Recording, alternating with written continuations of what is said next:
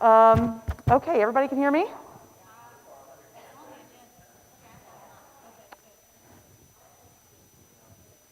All right, everybody, how are you guys doing?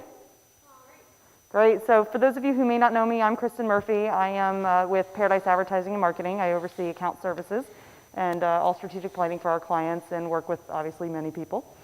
I've got a few new faces with our team today. This is Greg Reinhardt. I know you can only see the eyes, but just trust he's all there. Greetings, everybody. It's nice being here in Eureka. It's been great. Greg is our senior media planner and buyer. He actually works behind the scenes. You guys may have met Cindy Murrieta. She's been here the last few times with me. Greg works with her directly on her team, so he's the behind-the-scenes guy, but he is pretty much the brains of the operation with Cin. We've also got a couple more people. You all may have met Sarah in the back. She's your account director, so she's pretty much my right hand on the account. And then we have Jenna Rogers, who's one of our public relations managers. While we don't currently do public relations for y'all, we do feel she's an important part of the mix. She works hand in hand with our strategic planning. So of course we wanted to make sure she was here. So pretty much, it was this time last year, actually next week will be 1 year, that we started working with you. And y'all hired us to come in and evolve your brand, put together a strategic marketing plan, and pretty much give you guys a jump start and to really help develop your community and establish a name and help generate more tourism to the destination. And we worked on a plan. We put an entire annual plan in place. We had a spring-summer campaign. We had a fall campaign. We had an evergreen campaign. Everything was pretty much planned out.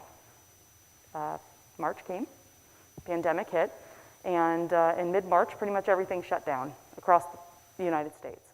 At that point, we had to pivot our plans. We had to reevaluate what's the best thing for us. What do we need to do? We pivoted. A couple days later, we pivoted again. A couple days later, we had to stop and pivot again. So between mid-March and end of March, we actually pivoted your strategic planning 3 times. Next slide, please. So we ended up doing 3 campaigns is what we've done to date so far. We are currently in a relaunch. Evergreen campaign, that's currently running. That's your paid social, paid search, and so forth. That did take a break when we were going through the June timeframe. Also, we had a soft message campaign that ran from April to June. Then we had a relaunch campaign that kicked off April 8th, and that is what, at the last meeting, you guys approved us to extend through December 20th. Next slide, please.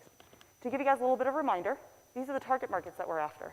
We've got, Kansas, Dallas, all of them. So we've narrowed it in, and I'm going to show you some really good data that we've sunk our teeth into recently. What you're looking at right here is AirSage data. AirSage tracks visitors to your destination through mobile devices. So people who come in either for the day, they come in for a couple nights, they come in for a week, we track them. Well, AirSage does.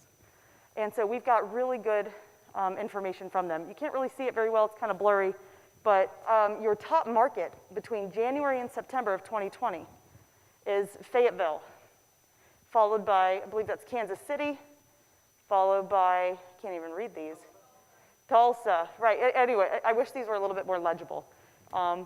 But these markets, hand in hand, other than Fayetteville and Springdale, this all 100% aligns with the markets that we've been targeting. 100% aligns with the markets we've been targeting. We do not target Fayetteville, Springdale. We don't target them because we know that they're already an established market for y'all. These people are coming anyways. They're a very short drive from here. They know of you. Honestly, we don't even need to do anything there. They've got an extremely strong word of mouth and presence. So we don't need to target there. Next slide, please. In a typical year, not this year, but in a typical year, traditionally your peak months, October, June, July, September. Your low months, January, February, December, and these are in order from highest to lowest, lowest to highest. There is a big jump between December and March, but January, February, and December, their numbers are pretty even. So we determined your seasonality is between April and November, your sweet spot, right? Next slide, please. January through December of 2019. These are your top feeder market trends by state, the top 15. Now, you can't really see the colors, but each color is a different state. Arkansas is obviously the one at the very top. But this also shows January through December. Now, I'm showing you this because I want you to see where the peaks and valleys are. visually understand when your visitation is coming. I want to show you what happened in 2020. So just remember this. Oh, actually now, sorry, January through September I'm going to show you. That was a previous year, that was a full year. This one's 9 months. Go to the next one, please. That's 2020. Flip back up to 19. Hold that. Go down to 2020. Obviously 2020 was shook quite a bit, but you guys are very lucky. Eureka Springs has done extraordinarily well compared to other destinations, extremely well compared to other destinations. Other destinations are down still. They are still down, double digits down, and you guys are up. That's incredible. You guys are up. Since I've been here with our team, since yesterday, we have met with a number of people, spoken with a number of individuals, and everyone is so thrilled with everything and all the business that's been happening. That's so positive. As your agency of record, that's really positive for us to hear because we want to make sure that we're making an impact. But your destination is a great place. As long as people know about it, people are going to come and they're going to repeat. Next slide, please. So, competitive sets. So what we do is we work with third parties to be able to give us information about your, pretty much anything, whether it's your markets, competitive data, and so forth. TripAdvisor, one of our great partners, has given us some free information. And we wanted to show this because these right here are other destinations that people are searching while also searching for Eureka Springs. So if I'm thinking about going to Eureka Springs, maybe I'm thinking about going to Hot Springs. Maybe it's Bentonville, maybe it's Fayetteville. This is from TripAdvisor. While people are searching Eureka Springs, these are the other destinations. This is 100% in line with last year as well. Next slide, please. With that, I'm actually going to hand it over to Greg. Greg's going to walk you through some of our other third-party data from Expedia. Go ahead. Hello. Nice meeting you all today. So when we looked at Expedia, we were able to get some great insights, and it aligns with our strategy overall, which is a great verification because it really tells us that we're making sure if we spend the investment, we're going to go after the people who are receptive towards it. As we have noted, Dallas-Fort Worth is the top market when it comes to search. It came in at 14% overall when compared across all our different markets. And then it goes Kansas City, Tulsa, Little Rock, and then Fort Smith, Fayetteville. That's locally here, but people are still searching within that as well. Additionally, we also are targeting Kansas City and Springfield, Missouri. With this, it's great data to show that while we're spending the investment, people are still searching and booking and coming here to Eureka Springs. So really, nothing shocking. It just adds to the security of knowing that our strategy is working. Next slide, please. On top of that, we looked at Google Analytics because it's important. When people visit the website, we verify that as well with the data that we're seeing. In 2019, we established the top cities, the DMAs that we saw. Also, when it came to the age bracket, it continues to show that the baby boomers were number 1, followed by the millennials at number 2. But on top of that, we have to make sure we understand the psychographics that come into that, which is the interests and the affinities.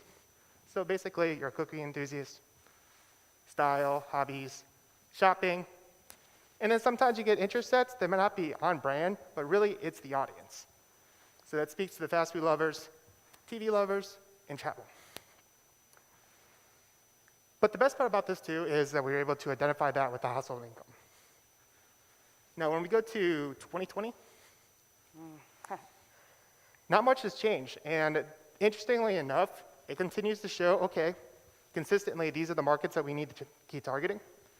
But on top of that, you might see some flips within the rankers, but it continues to show that, hey, for the upcoming year, we're going to continue to target those drive-by cities and everything else. I do want to point out one thing, if I could just step in. If you flip back up to 2019, please. Your number 1 age bracket, the number 1 ages looking at your destination, interested in your destination, are those baby boomers. That's last year. Mm-hmm. Look what happened in COVID. Next one. 25 to 34. Millennials. We get research on a weekly basis from national trends, regional trends and so forth, and data that our team analyzes and takes into consideration ongoing to make sure that our marketing plans are constantly on target and we're evolving. Again, like I said before, we've had to pivot numerous times. We need to continue to stay flexible and nimble as we go into 2021. But even as we're just finishing up 2020, continuing to make sure that what we are doing now is working. This is key for us. We know that this is in line with national trends. We know that baby boomers, well, the mid to more older baby boomers, they're not traveling as much as they used to. You know, they've got safety concerns, health concerns. It's just they're not. But then you've got the younger demographics who feel a little bit more resilient. Whether they are or not, you know, still to be determined. But you've got the younger audiences who are a little bit more comfortable, okay? You still have the older demographic interested, but the fact that those two flipped, and y'all have consistently, year over year over year, that 55 to 64 has been your website search data market, that right there, that age group. So I think it speaks volumes as to who we really need to be looking at as a target audience moving into 2021. Of course, assuming everything stays the same or even pivots a little bit. And that's the thing we're going to be doing for the upcoming year is that we're going to take the strategy that we have been working on, but we're also going to adjust to the future and continue to monitor those results. Because when it comes to media, it's an investment into making sure Eureka Springs is top of mind. All right, next slide, please.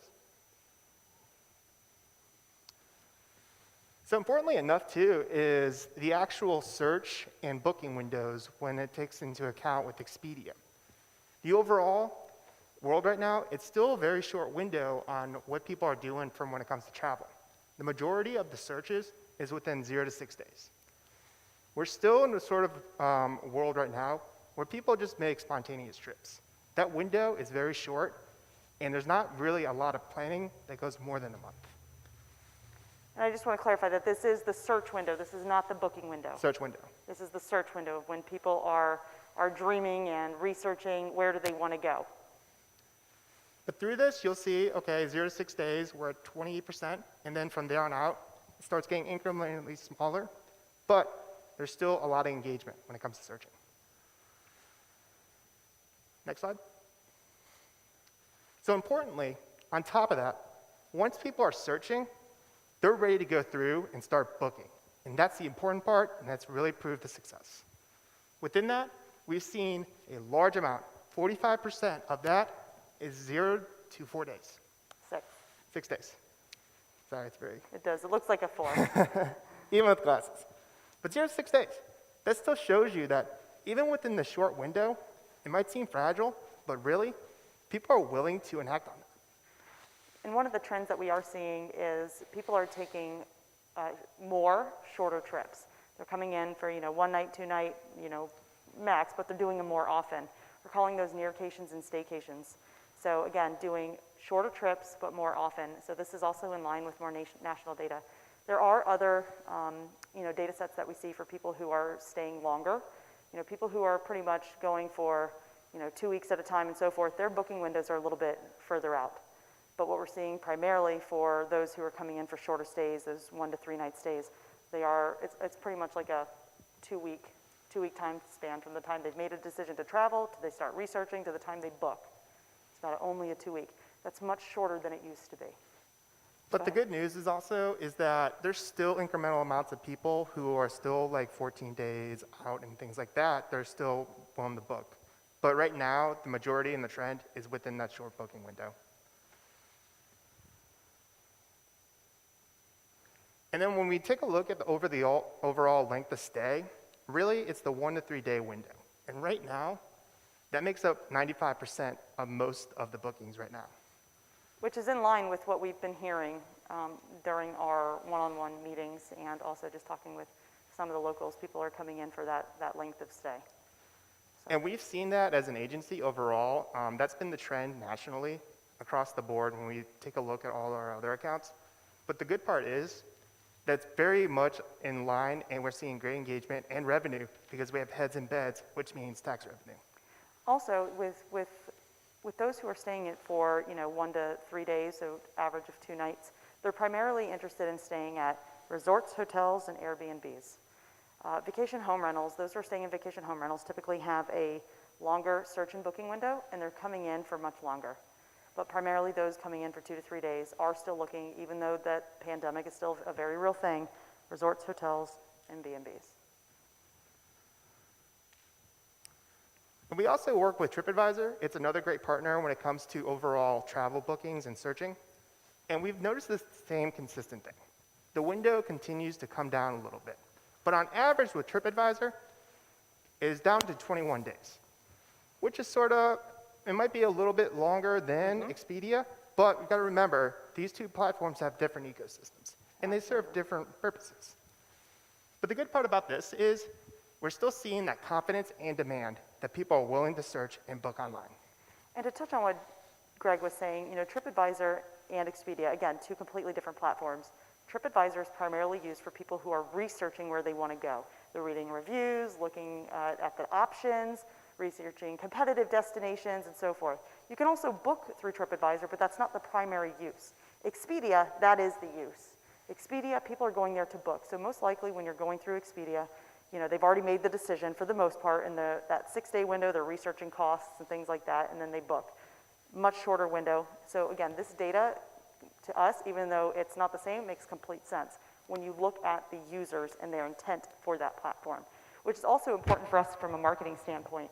What we do when creating our plans is we don't just blanket an entire plan and pretty much use the same timeframes and windows across all platforms.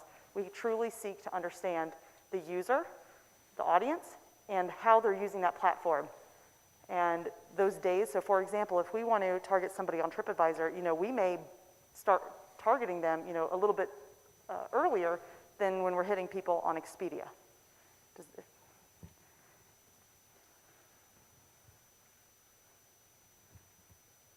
So overall, we just explained what our purpose was, and especially when it comes to the overall psychology, when it comes to the actual traveler. But we also got to launch a brand new brand and an identity for Eureka Springs. And on top of that, it came with different types of niches. We had outdoor enthusiasts, so we had, awesome colored trees. We had springs, and then additionally, my favorite, the rainbow stairs. I posted that yesterday, and it's actually one of the most liked images right now on my Instagram in just like one day. Actually, can you go back up for Go a back. second? I want to point out, if you look at these click-through rates, these click-through rates are double industry standard. Industry standard for click-through rates for banners are 0.08. Y'all are seeing 0.17, 0.15, and 0.14. There is not one set of creative that is running for y'all right now that is even performing at industry standard or below. Everything is performing well above.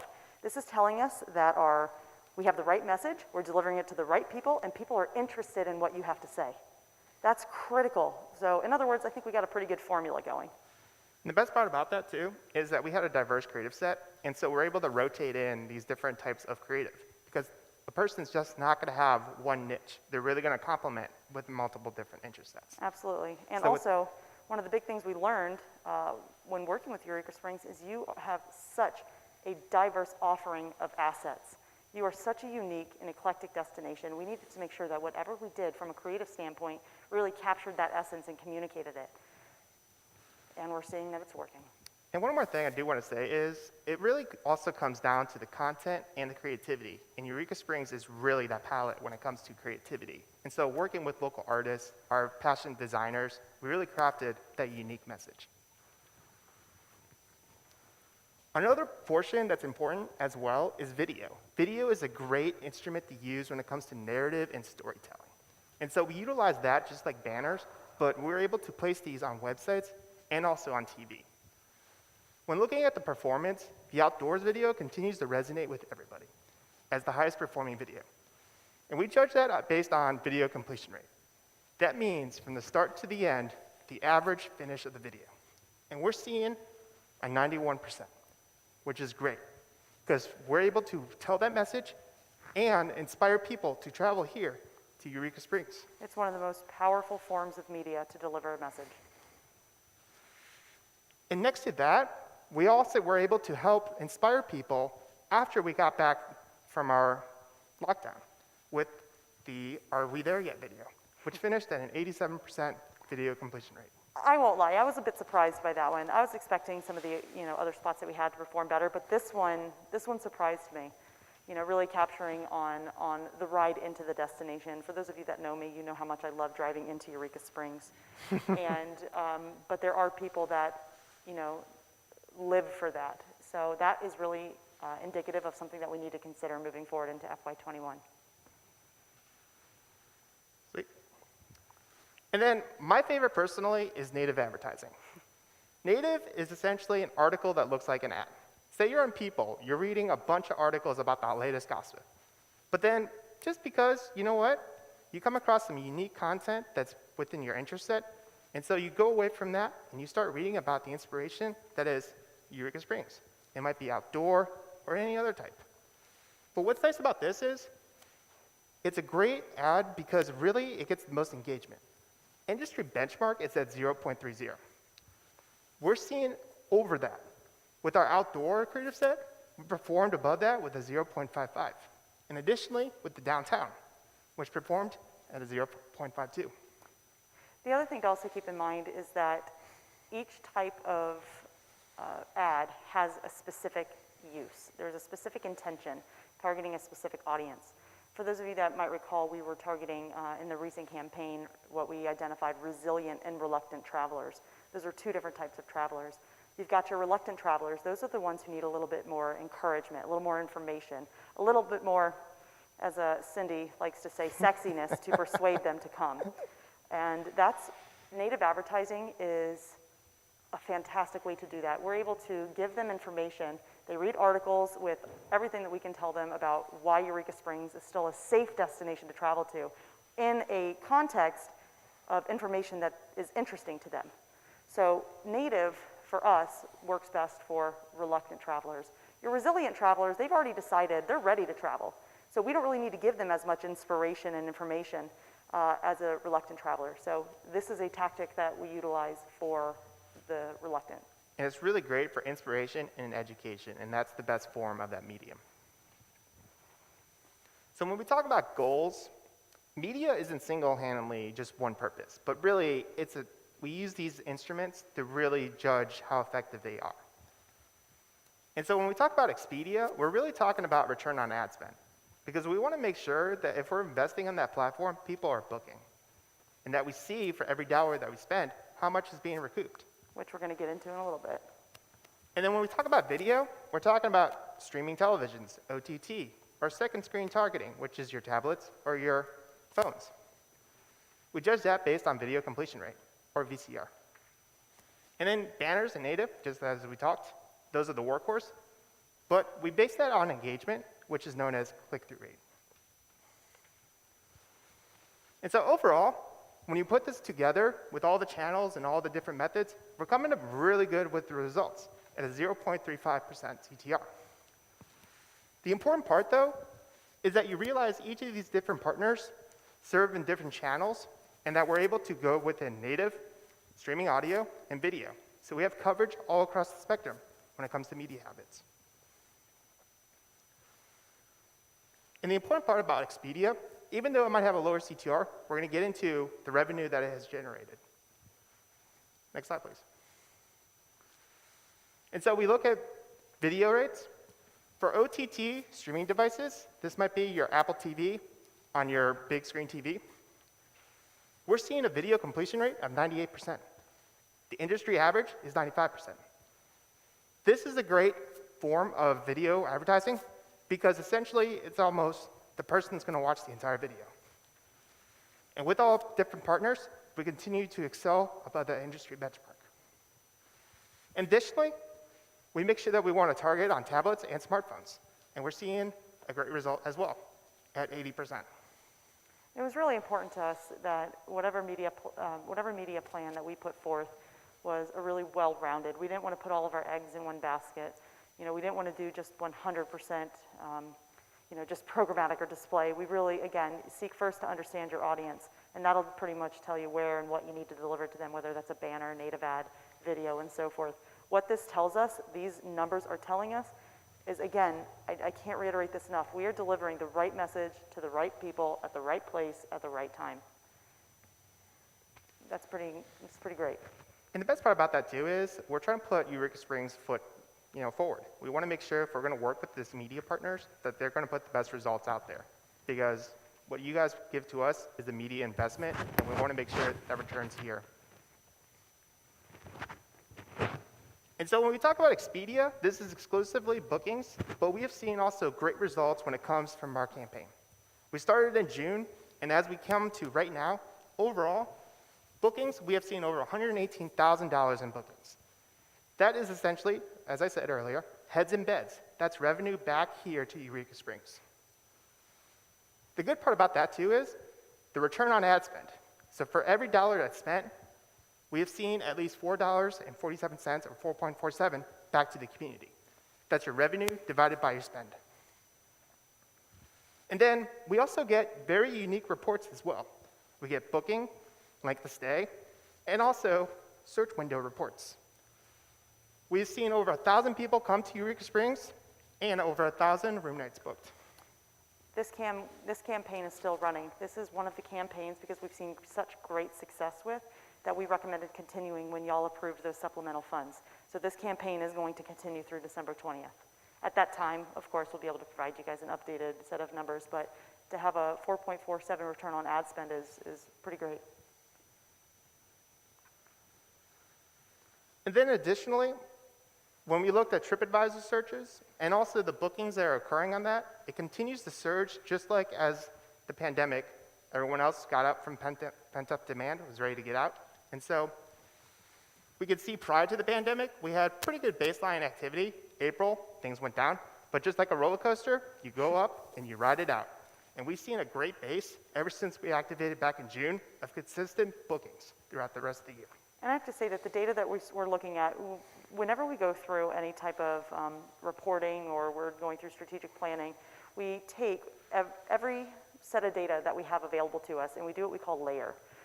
We took the AirSage data that I presented earlier, and AirSage, I didn't even show you as much as we have available. We can really dissect that.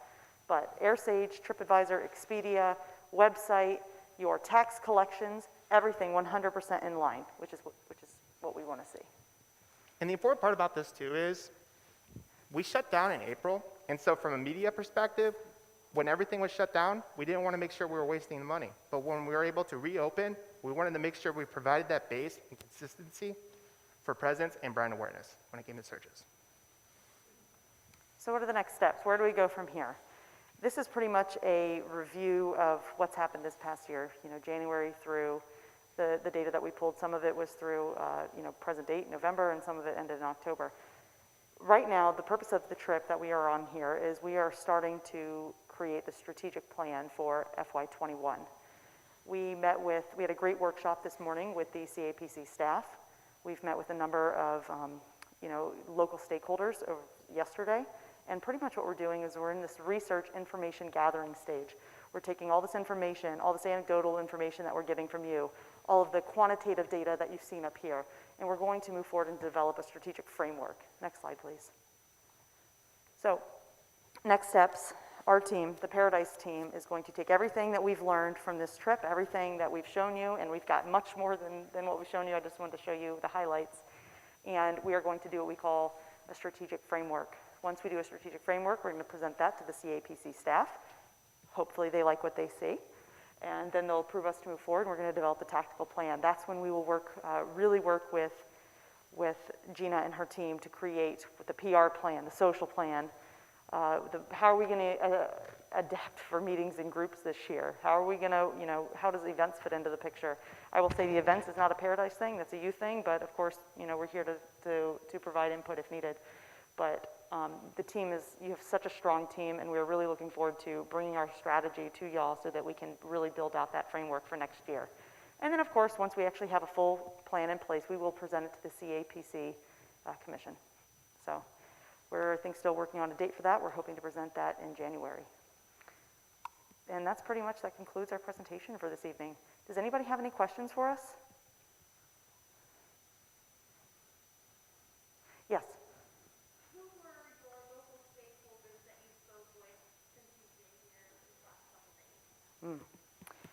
How about, can I give you a list after this? I just want to make sure I have all the names correct. Great. I have a son who works for an international financial company. His wife works for a worldwide company. And now that they've been working at home, these companies have totally decided that they're pretty much going to leave their staff working at home. Yep. Even after COVID. I've noticed that they are traveling a lot. Yeah. Going to a place, staying for a week.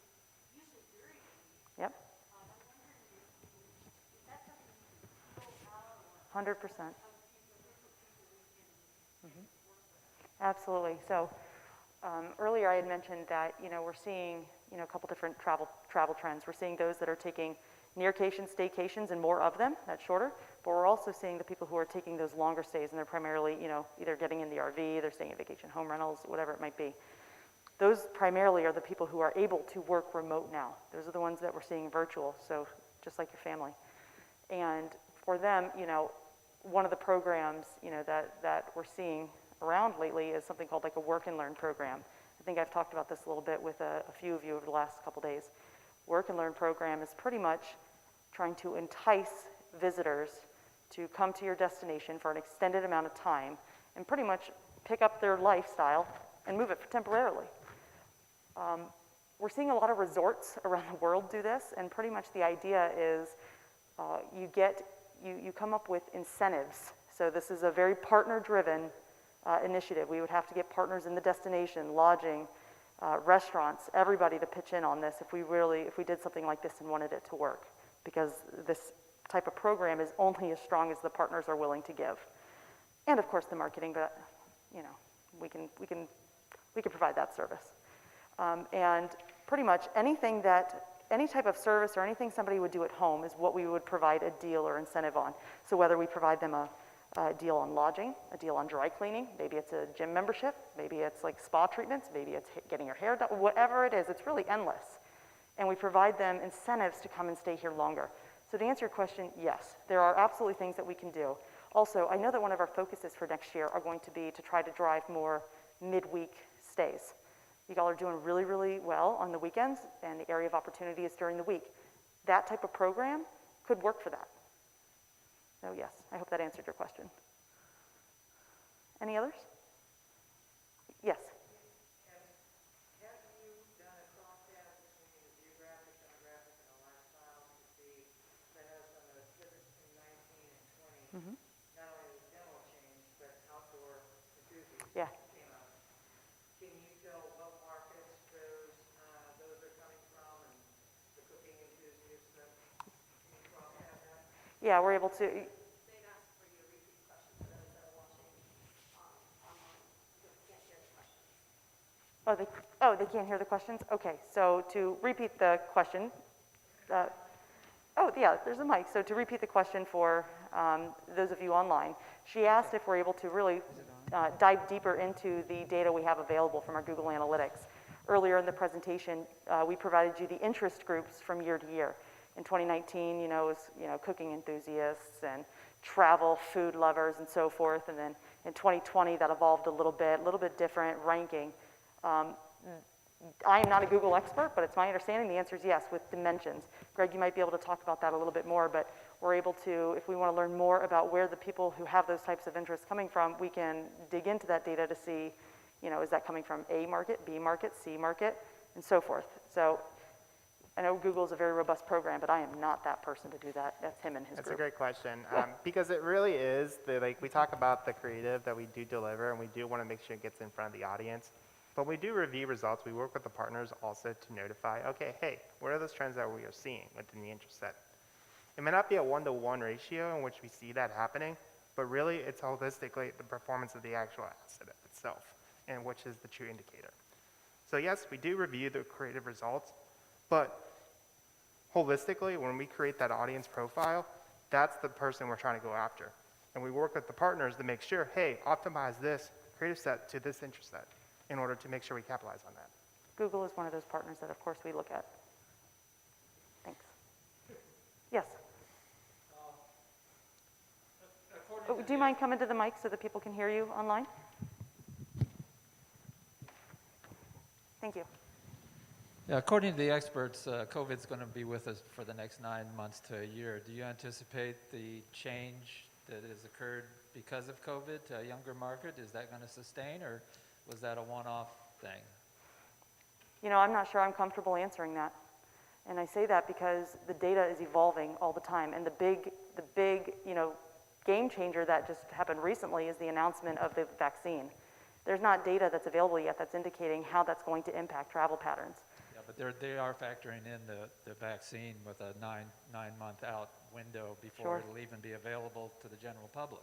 And once I have data available for that, I'm absolutely going to layer that into it, for sure. But I just at this time don't feel comfortable answering that question. So you're going to stay flexible. Absolutely, 100%. We have, since March, in March, we pivoted 3 times. Since then, we've probably had 6, 7 different plans mapped out.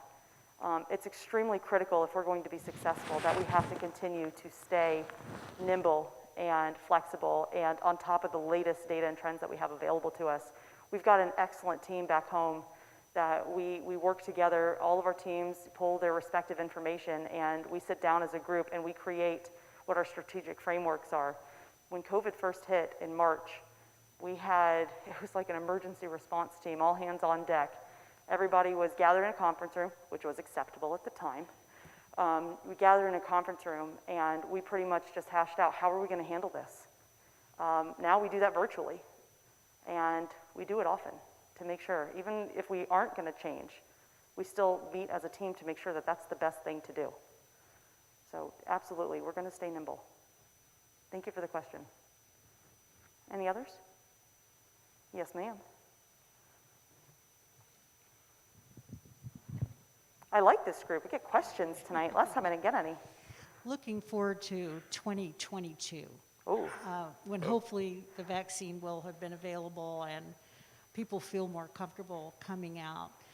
Just given the projections for future pandemics or the opportunity for a future pandemic, how do you think we in Eureka Springs and other agencies like ours should start thinking about how we need to budget and run our businesses?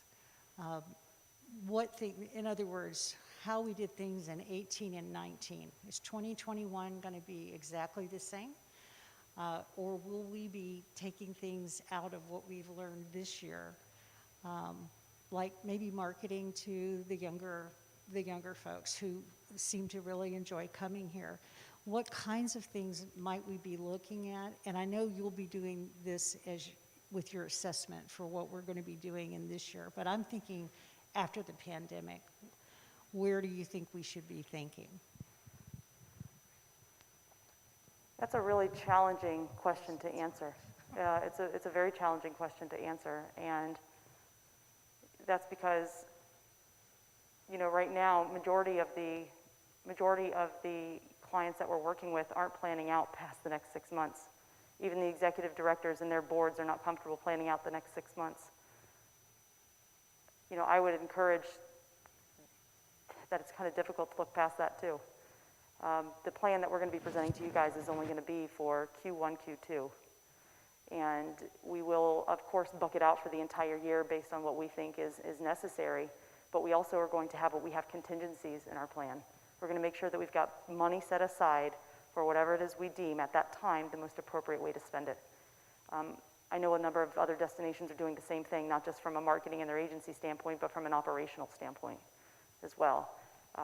There are a number of things that you can look at right now, again, for the next, Q1, Q2. And that's going to be up to your board on what y'all are comfortable with. And I will tell you, I'm seeing it, different across the board. There's not one destination that's exactly the same and doing it the same. So I wish I could give you a better answer than that. I would just encourage you, just like we are, just to stay nimble and on top of things and really just evaluate and collaborate on how are we best going to tackle FY21. FY22, we're hoping we're going to get back to some type of normal. One of the big trends that we're seeing right now is that we are in this extended temporary new normal. So while right now, everybody has pretty much established their philosophies as it relates to social distancing, hygiene, mask wearing, event gathering, and so forth, what their comfort levels are, that could evolve once, in 6 months from now, could evolve in 3 months from now. I'm really interested to see that. So anything that we hear, we'll of course pass on to your team so you guys can take that into consideration into what y'all are planning for. Any other questions? Well, if you have any other questions that pop up after we leave here today, please feel free to send them over to Gina. Gina's going to filter them all to us, and we can get back to you with anything that you guys need. All right, so thank you guys all for the opportunity to come. I really, really look forward to the next time that we are able to visit Eureka Springs. I always enjoy actually being here, maybe not as much the ride in, but I do enjoy what I experience when I'm actually in the destination. So thank you all, and oh, please don't be offended. We are actually flying out at like 5 a.m. in the morning, so right after this we are going to head out to Fayetteville. So thank you all.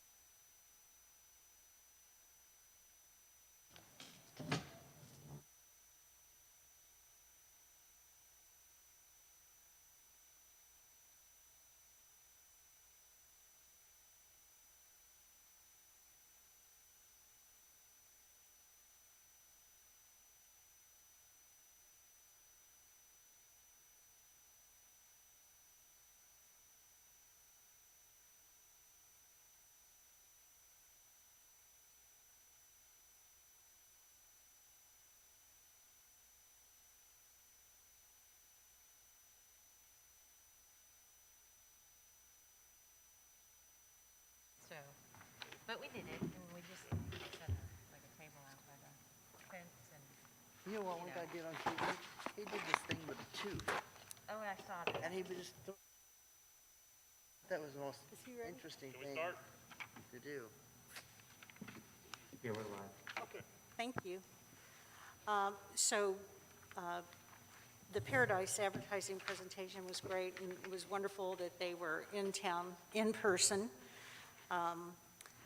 I just wanted to mention it's November 11th, Veterans Day, and we are at a workshop at the City Auditorium. Next, we're going to have a discussion of the May Festival as part of our entertainment budget for next year. Sandy, would you like to go first? I think you've all received the thoughts and general things that the Arts Council has come up with. The top line, and I won't go through and read it because you've got it and you can read. But Hold on a second. our number Hey, one. Ron, I'm can you sorry. put a little bit of her in the monitor, please? I'm sorry, Sandy, I didn't mean, we just can't hear It's you very hard clearly. to hear you. That is like strange. It's loud for you, but it's not loud for us. Okay, gotcha. Is that better? Yes, ma'am. Okay. Basically, Thank you, we Ron. all know because of COVID that we have to plan and look at everything a little bit differently, and specifically May Festival of the Arts. So one thing that we recommend is drop May and make it Festival of the Arts so that we have a little bit more flexibility. We also think it's prudent to probably split it up, and hopefully we can have some strong presence and art presence in May, and to kick off the season like traditionally we do. But also there's opportunities throughout the year to split it, and we think that's a good idea going through anyway. The budget we're requesting is the same, the $25,000. It's been a good solid budget. The majority of that, upwards to $22,000, goes directly to the artist to create. And one of the great benefits that we think the products that come out of the May Festival of the Arts is at least one public art piece for the city every year. We've done that for 6 years now. And like showed up, the click-throughs, I had to smile, the urn bombing, and the rainbow stairs. So there's an opportunity, and it's COVID safe, to focus on some public art. We currently have a storm drain mural project that's going on that we did secure an Arkansas Arts Council grant. That's going on. 2 of them are done by the Eureka Springs High School Arts Club. Those are being done this week. And then we have 4 more that they're going to be doing in the spring. It's outdoors, it's safe, it's fun, photo ops, viral promotion. There's detail there on how the rest of the budget was split out. We're looking at some of the ideas that would include more outdoor, embrace more of the outdoor, more culinary, Harmon Park Art Trail. We've been working with Scott Miskell over there on developing that, covering the Arvest stage and creating some seating in that area, as well as art and potentially interactive art along the art trail. Opera in the Ozarks is planning a season, so they think they can do 1 or 2 small concerts this year. Outdoor would be preferable on that. There's opportunities with the new stairway to do that. There's been a lot of interest in that we'd like to do. Chalk Festival is popular. That's something that we can do. We think it's good to bring back the Taste of Art and do it in a couple of different ways. Taste of Art as it was originally, with some of the waiters and waitresses and bartenders challenges, as well as matching restaurants with artists and doing demonstrations. Plein air is safe. Lake Leatherwood is a great opportunity. Again, we try to focus on citywide events, and we look for at least 1 or 2 events that are kid-focused. So those are some ideas. In the fall, for the fall, there's studio tour. Again, that's something that would be safe to have and highly promotable. Plein air, another Festival of the Arts culinary event, maybe a mini Just So festival. They have formally put theirs off until the major festival until 2022, but they might be able to do some smaller interactive things again outside at Leatherwood, at Harmon Park, downtown, Basin Park, all depends. Theater in the Park, perhaps another chalk festival. I talked to Hilke Irvin if and when the parade will get relaunched, and she's very much interested in coordinating that again. The other events, and again, I won't read them to you, but those are up to, that we usually wrap into it, are up to the individual event promoters. So they're not really sure where they are because nobody knows. So we think it needs to be a fluid, ongoing conversation with the CAPC as we plan this thing that, you know, may have to be done on a quarter-by-quarter basis. So just so I'm sure I understood all of that, you would take what we've come to know as the May Festival, which ran all during the month of May, and break it into quarters or something like that, but break it into segments, which would carry us through a possible COVID problem in May. Right. And basically allow us to showcase the artists during different times of the year. Right, and really kind of layering the year more with arts. Got it. And a variety of arts. We just think that it's next to impossible to try to pick a date to try to do something and, you know, and lock that in, because we have to contract with these artists.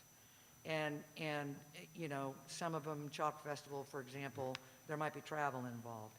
And we went through that because, as you well know, we did have contracts and we, you know, already in place for the 2020 May Festival that we had to unwind. So, you know, we're suggesting now look at it from a spring, early summer flight and then a fall flight. That way, you know, because it's also hard to swallow to justify spending money if you don't know for sure you've got something good. But again, that's why the outdoor and the public art makes sense for us to do something like that, because that's not dependent on anything, including dates. Susan? I just have a question. I know when we were at our last, I guess it was the last meeting, we had asked Tracy to get together with you and have a discussion about some of this. So Tracy, did you have, I mean, was this put together with your input, or?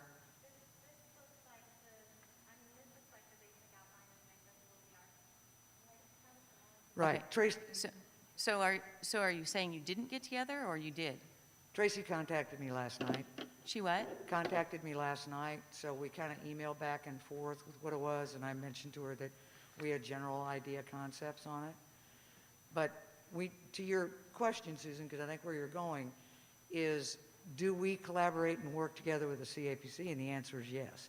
The planning has always been done. In fact, the CAPC director always has a seat on the Arts Council, but that's always done. We usually wait in doing it until the budget, you guys set the budget, and then we start planning. The reason that the Arts Council has been working on this with ideas is because we're concerned about 2021, and we wanted to brainstorm some general ideas.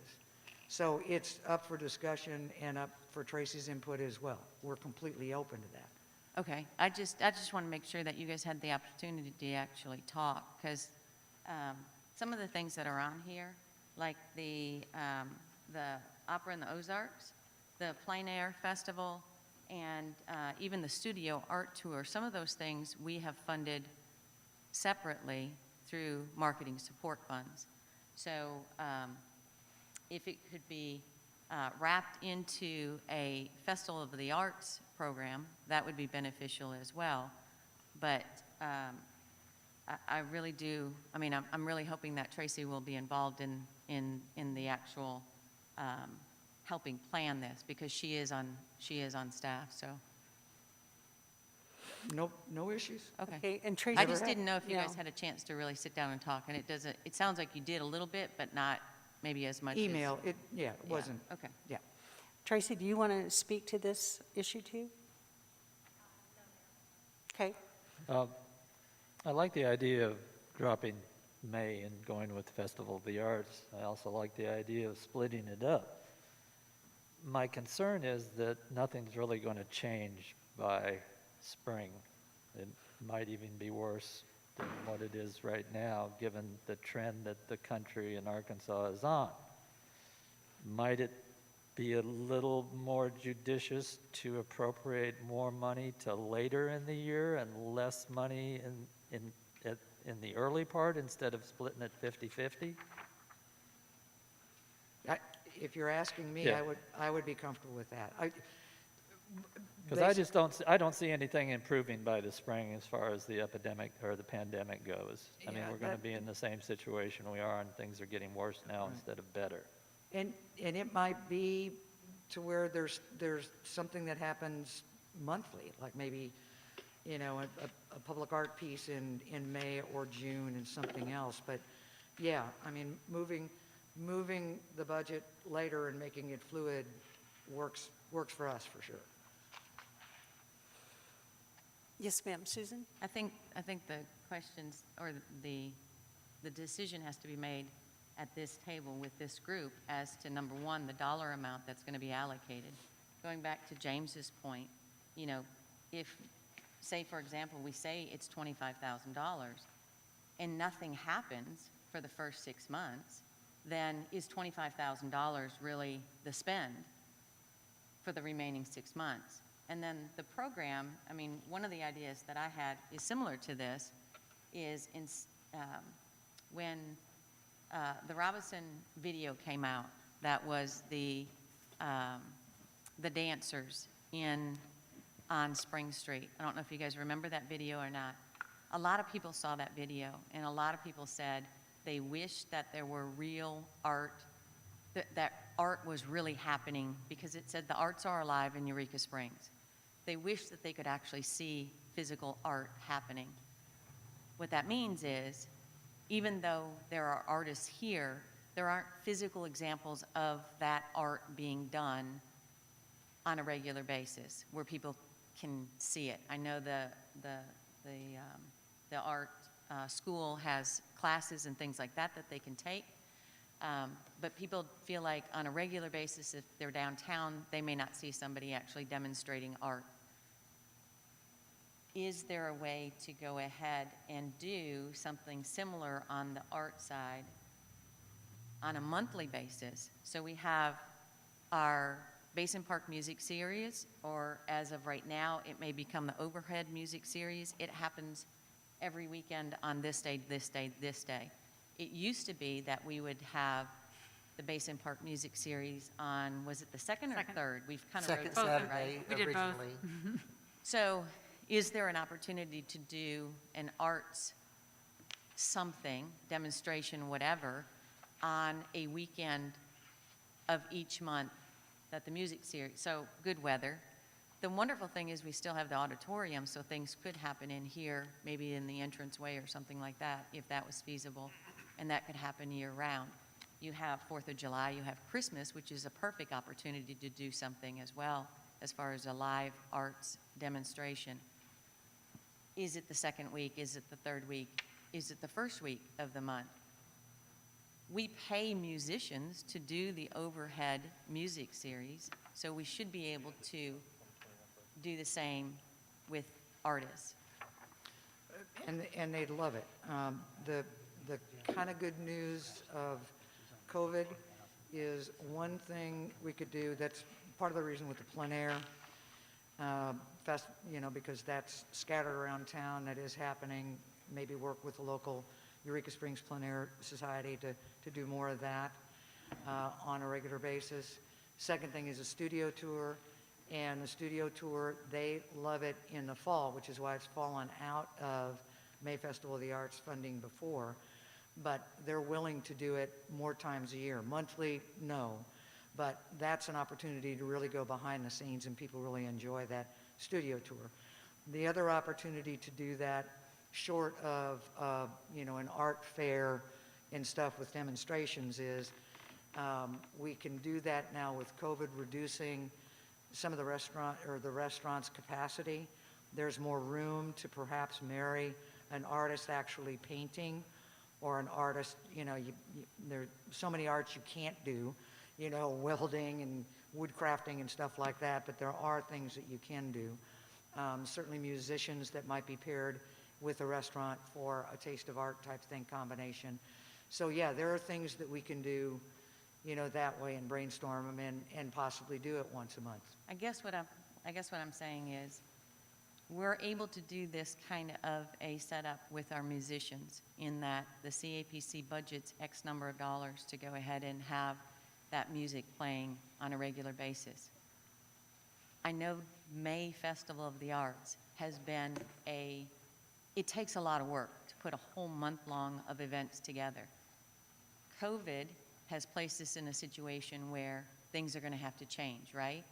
So is this the opportunity to make a change to how we do, or what we call our arts festival, not just for 2021, with thinking, okay, we may not do anything for 6 months, but actually looking further down the road and saying, what does 2022 look like? And can we say, this is the direction we're moving, if everybody feels that it might make sense to do it this way, and actually provide a means for our local artists to be involved just like our local musicians are, and that the CAPC has the financial portion of that. I'm just. Well, Susan, the answer is of course anything can be done like that, but I think. But you don't think that there would be something available, or you don't think that they would be available to do something like that on a monthly basis? I didn't say that. Okay. They could be, but I think, first you have to appreciate that, musicians are performers that are out there. Some artists are not. And when you're talking about visual artists, I presume that's what you're talking about predominantly. We look at arts as everything: culinary, literary, all that stuff. So yes, absolutely. And in fact, there are things that go on every month. Poet Luck at the Writers' Colony. We'll have Opera in the Ozarks. There might be some main stage and some other theater type things. It might be out there. The issue right now is anything that can happen with that. Everybody is so up in the air, nobody can commit. Right. So, we can think about that and explore it and prioritize and set out to do it. But I don't think we're going to get quick answers. James? First of all, I don't want to talk about this overhead music thing as something for 2021. I'm not on board with it as it is now. I don't think it's a good expenditure of our money. As far as the arts go, demonstrations that draw people together during a pandemic is not a good look, and it's not a safe look. And that's got to be just as the presentation by our advertising agency, the predominant thing that they're focused on is that there is an epidemic going on right now. And how we spend our money is very important, because we're in a tenuous position that we can't predict the future, and we can't predict that there's going to be another year in 2021 like there has been this year. Will there be pent-up demand? We don't know that. The pandemic is starting to rage, and it's only going to get worse. So anything talking about drawing people together in a group, I'm going to be definitely against that. And addressing the overhead music, that's not a done deal, and I'm not going to favor that for the budget for 2021. I'd like to just mention that a lot of the artists whose studios I've been to, Doug Stowe is a really good example, very, right on the edge of downtown. Larry Mansker, those people's studios are all pretty much open if you call and make an appointment, and where you can actually go and see their incredible gallery where they paint. And I think some of those folks, if we can schedule it and not have a glob of people show up at the same time, much like during the tour, we might be able to do something like that and feature some of these people. I mean, Eleanor Lux is, is a Smithsonian national treasure.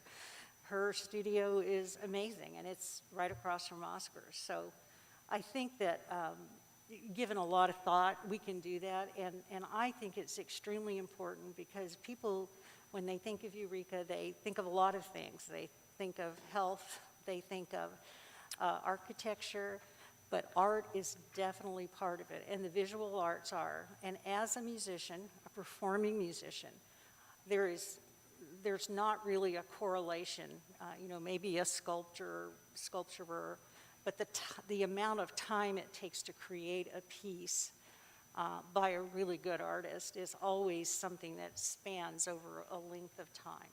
So I think if we could involve them in their studios, and that way they would be comfortable and could control, we could maybe help them control it, that's going to end up being beneficial to them. They might end up with sales that they might not otherwise have. But yeah, I think we need to explore that. And I'm really happy the tour is on this because every artist I speak to loved the tour. And I know it often works out really well if we happen to have Corvette weekend that weekend or whatever car club is here. Because people that are doing those tours already, that are already in town, they love to have a purpose for driving. And they also have money, so they can help our local artists as well as helping our lodgings and restaurants. Yes, ma'am. Sorry, excuse me. The studio tour people are all on it. It's primarily Jim, Nelson, Doug Stowe, and Larry Mansker. But there's 14 that we usually get with that, 14 to 16. So, I mean, they're on board to do it. They wouldn't do it monthly, but they'd sure do it 2 times a year, maybe 3. Yes, ma'am. Susan. I'm going to agree with you. I think, the thought is not that we're going to create this immediately and start it in January. The hope is that we can create something that won't be just a 1-month event, and that dependent upon where we are with COVID, I mean, obviously we're going to have to pivot, just like Paradise said, on what we're doing on those particular months. I think it's a fantastic idea to have people go into those studios and be able to support those local artists, and that we can actually support them through the CAPC and highlight what they're doing here in town, because it is an arts town. Of course, we're going to go ahead and make sure that they feel safe on whatever, because they have the opportunity to say yes or no. I mean, if they don't want people walking into their studio in January, February, March, or May, but the thought process is not the next 6 months. The thought process is, what does it become for the years to come? It's not, right now we can't do anything because there's a pandemic. It's how do we make this better, and how do we allow what the CAPC is able to do financially to benefit our artists locally? That's what the goal is. And so we know that things are going to change, and it may not start off immediately exactly the way that we think we would love to see it happen under normal circumstances, but that there's a plan going forward that becomes a real plan for the next 5 years. And is it a better plan than what May Festival of the Arts is currently? And does it benefit the community? Does it benefit our artists? Does it create an atmosphere of a real arts community that maybe not everybody thinks is lacking, but I know that from the people that I have talked to, our tourists that have come in, that is something that they have desperately wanted to see when they come to Eureka. And to add, I just wanted to add, very much like Tracy working with the local restaurants and bars to, like during Folk Festival, or is it Dia de Muertos? So as we're doing that, I mean, Brews regularly has wonderful art and local artists, which turns. And I know, James, your restaurant often has local artists. You have works in there, and across the street, there's a gallery. There's galleries in town. I think that, there is a lot of opportunity maybe for the restaurants too in the future, to display a particular person's art. And that's something, maybe I haven't been to that restaurant before. Well, it just has Yeah. to be disseminated correctly on the materials that the CAPC puts out and on the advertising that is put out. That's all I'm saying is that, there's a chunk of money, and if we're going to use the example that we pay local musicians to participate in these events that we have in town that provide free music and whatever as atmosphere, then we should be able to do the same on the art side. But again, we're not looking at just the next couple months. We're looking at a long term. How do we bring Eureka Springs back to physically being that you're able to see arts on a regular basis? That's all it is. I mean, that's all I'm saying. Jeff? Where's this gonna come out of our budget? So we, currently right now, in our special event, line, we do not have, anything for the May Festival of the Arts. Right. So where's the money coming Yeah, from? at our last meeting, we talked about We're gonna, Scratching the rat rod. so the rat rod, that's $15,000. Yeah. Okay. Right. So we're not there yet.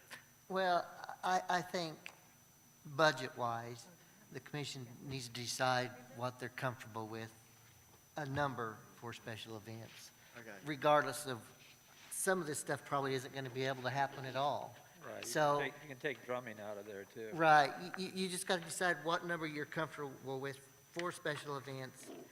And then, whenever we can make something happen, the commission can say you can spend 20,000 on this, or you can spend 5,000, whatever it is. But to try to plan these specific events right now, and try to joggle the budget for that, it's almost impossible, because we just don't really know what it's going to look like.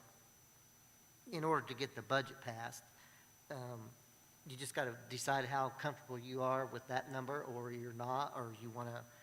So we're definitely, though, looking for that to come out of this special event. Right, it would have to come out of To that come out of there. category. We've basically dwindled down our contingency media. We dwindled down the Christmas for next year already. There's really nowhere else to steal it. I mean, we may be able to take a little bit from group travel, because that's a different picture again this year too, but There's auditorium shows also.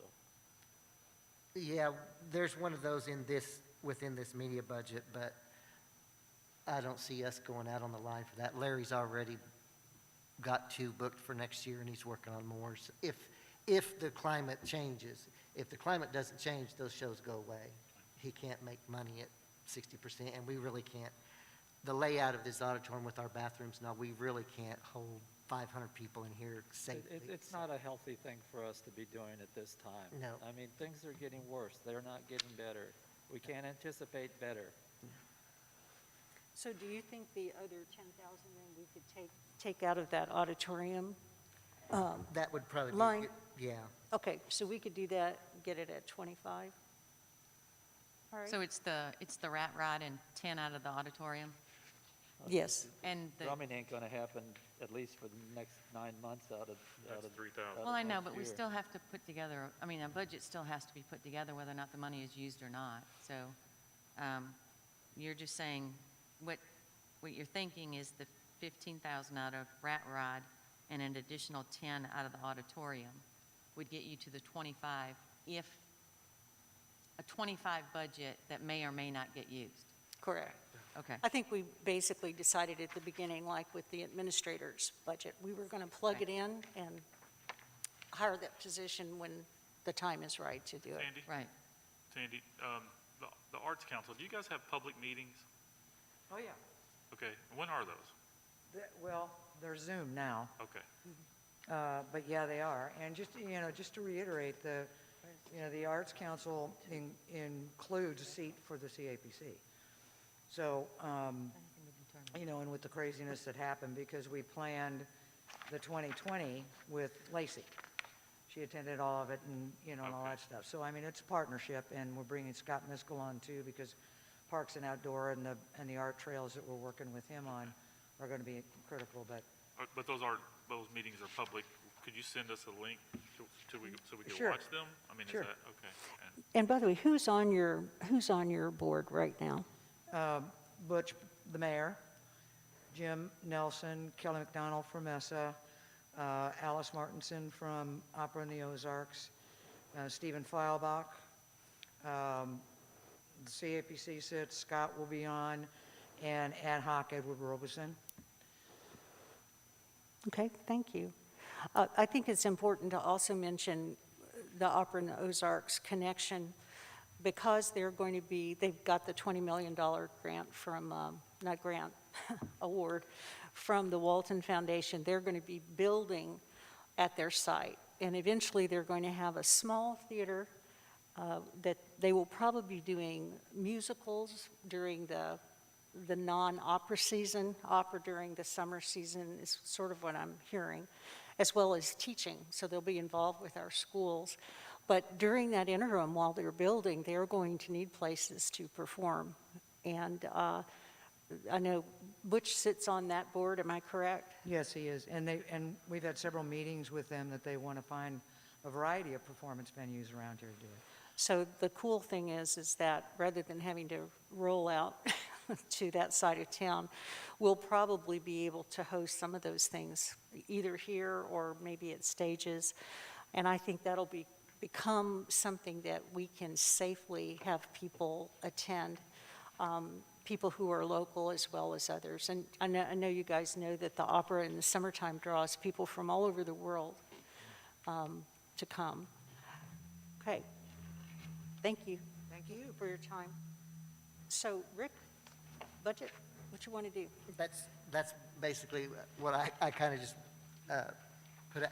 I think we're pretty much on agreement on everything other than the event section, and it seems like it's not an amount problem, it's just the event, what events that's going to take place in there or not, but I don't think anywhere else in the budget that we're really hung up other than that section, so. So given our calendar year in '21, what's the first event that's on this schedule that might happen? I thought, Tracy, didn't you say these were from like August on, or no?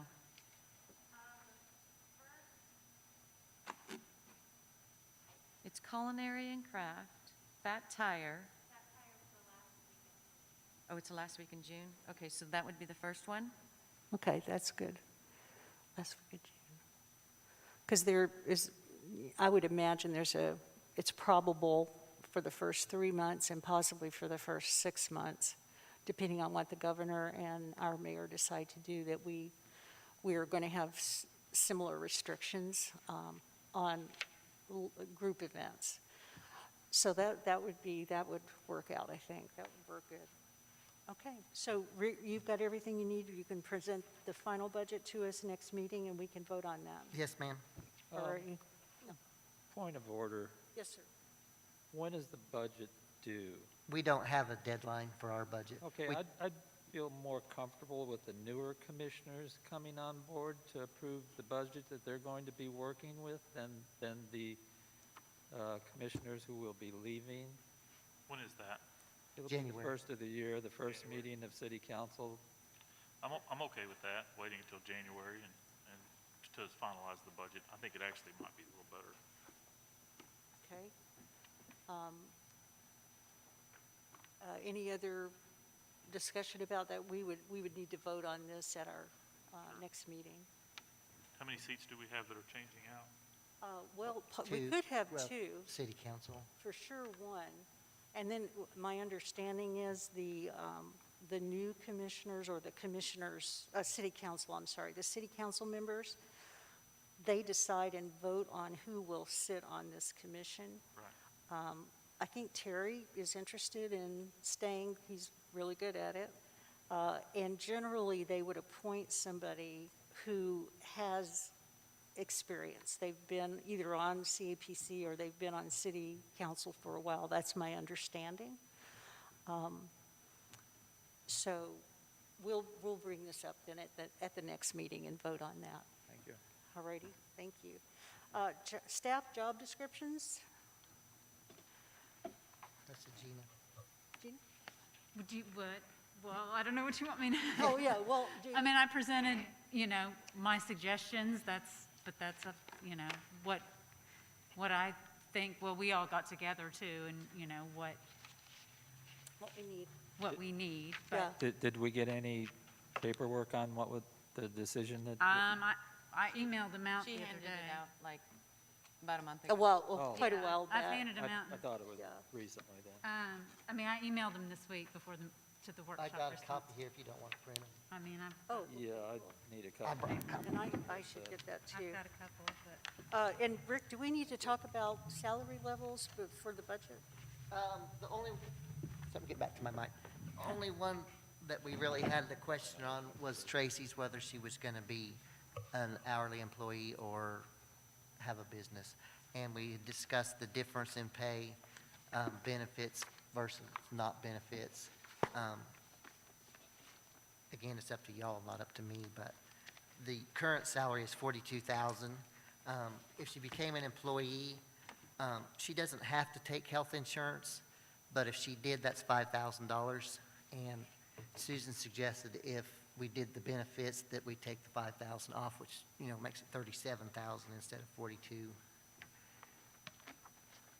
That's the only benefit there is at the first year. Did you have the discussion, and I know Tracy, you're here, did you guys have the discussion of moving to full-time? I haven't talked to her about that.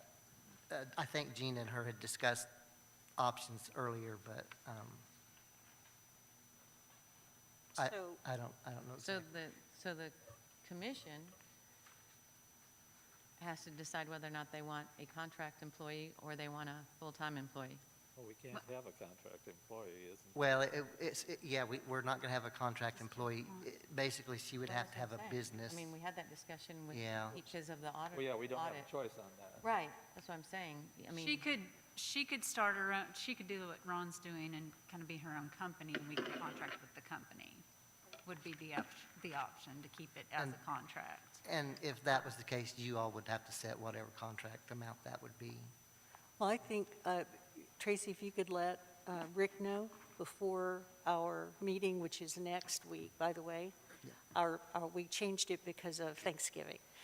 If you could let him know, then he can get it into our budget numbers. That would be great. Okay. I'd like to get one.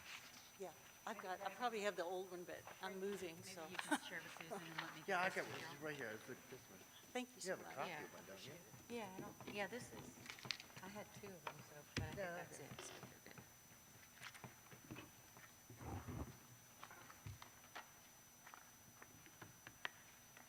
Oh, one of the things I had mentioned, because it came up, I've asked the other CAPCs kind of to give me a salary range, and we're cool. The executive director's salaries run from like $1,500 to $107,000, but the average is around, this would be an administrator, would be around 51 something. Same thing for marketing and our finance. The average salary comes in around 45 to 47. Events, I don't really have a good number on, but we'll have an idea about that. So we're kind of in the ballpark with those salaries. We talked about bringing Gina's salary up.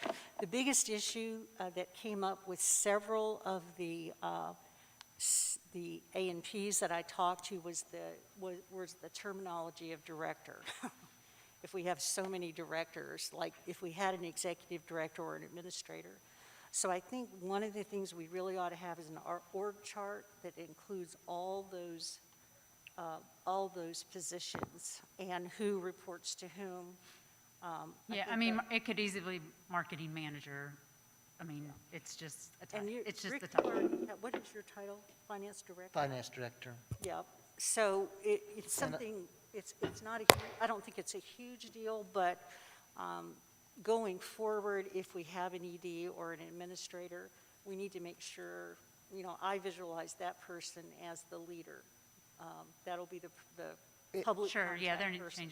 chain It of command. actually used to be that way, and y'all changed it, because with me handling the finance end of it and reporting to the person that spends it, it became a problem with budget overspending.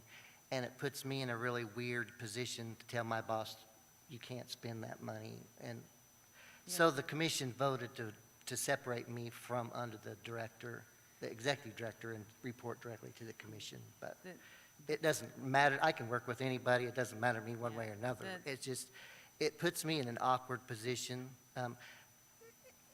And I say this all the time. It seems like I work for the state legislature more than I do the commission. I take a lot of, we just went through the audit. Right. I take a lot of direction from them to keep us within the law. And I'm not saying that we've had a bad director or whatever. It just, for me, it's more comfortable being a commissioner employee than it is a director employee. I think for appearance sake and transparency and safety, I think that's the way we should keep it. And it's kind of why we have to have a separation between the incoming money and the outgoing money. It just puts another roadblock in between. Less chance for somebody- mistakes, Exactly, or somebody. to put What just nicely. happened at Parks last year, Yeah. they didn't have that separation. Yeah. So that kind of stuff is what they try to stop. And I should mention again, because I've been on a couple of these calls with the state, the types of things that they bring up, like the type of employee we had, they're always very minor. They're not anything that would appear in any kind of a report. This time it was just a matter of dates, recording Reporting, dates yeah. for certain things, 2 issues, very small. So thank you, we're very grateful that we have you doing this for us. Susan? Yeah, I think, if you do an org chart, I mean, Rick and the director report directly to the commission as a whole. So they have the ability, the commission has the ability to fire or hire those 2 positions. My understanding was, in the past, Rick, you were under Mike at that time. We've separated that. And then the remaining employees that are in the office, then were under Mike as well. Right. But since that separation happened, you reported directly to the commission, and they had the ability to fire or hire your position. Right. So, not saying that you wouldn't work with that individual. Oh, because yeah, you I all still- have to work together anyway, but as far as that individual being able to fire or hire you and/or do your performance review, it doesn't happen that way anymore. So if you do an org chart, you'd have to show the commission as being over those two positions based on what was voted on. Okay. As to the job descriptions, I'd like to propose that we kind of work on this. Anybody that would like to add to subtract for this week and get that back to Gina by Monday? Yeah, Monday or Tuesday. Yeah, because I think we all really haven't been focusing on this, and it is very important. So is that okay with you, Gina, if we Absolutely. do that? All righty. Just a reminder, our meeting next week is on Wednesday, and We'll have to be downstairs. We'll be in the basement. We'll have set up like this, but it won't be recorded, but other than by device. Okay, is there another- Because HTC will be up here. oh, okay. And I'm happy they, Next week? Yeah, Yes, next sir. Wednesday. We Because of decided not to Thanksgiving, do it on they Thanksgiving. bumped it up a week. I have to be at the HDC meeting too. Oh, Oh, well, they can call you They'll have to call from me. downstairs to come up. all right, is there a meeting start at 6 too? I can Yeah, I'll have their agenda in advance and I can Rick? kind of, I don't think HTC is having a meeting next week, are they? Yeah, they are. yeah, they are. I thought we voted not to have one. I don't think We so. were going to skip. Not that I know of. My wife said she had to be back by Wednesday for Okay. HTC. She knows. Yeah, she does. All right, that sounds great. Are we done then for the day? Thank you all for coming very much. And we're adjourning.